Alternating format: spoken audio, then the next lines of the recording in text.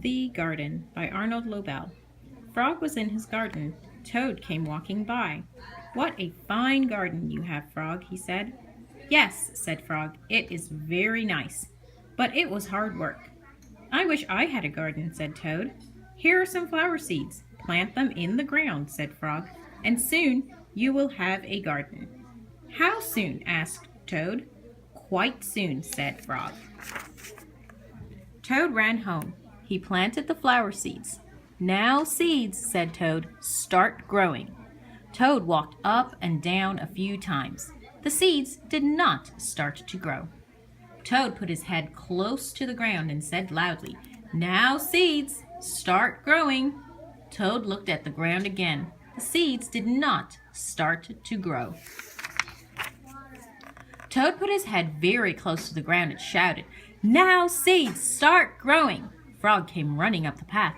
"What is all this noise?" he asked. "My seeds will not grow," said Toad. "You are shouting too much," said Frog. "These poor seeds are afraid to grow." "My seeds are afraid to grow?" asked Toad. "Of course," said Frog. "Leave them alone for a few days. Let the sun shine on them. Let the rain fall on them. Soon your seeds will start to grow." That night, Toad looked out of his window.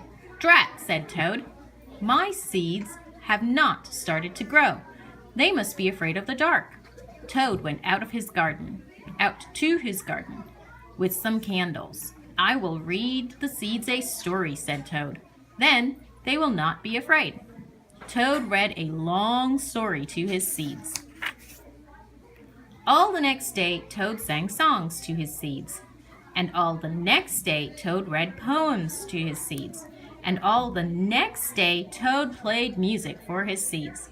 Toad looked at the ground. The seeds still did not start to grow. "What shall I do?" cried Toad.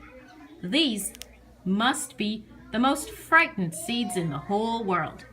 Then Toad felt very tired, and he fell asleep. "Toad, Toad, wake up," said Frog. "Look at your garden." Toad looked at his garden. Little green plants were coming out of the ground. "At last," shouted Toad, "my seeds have stopped being afraid to grow.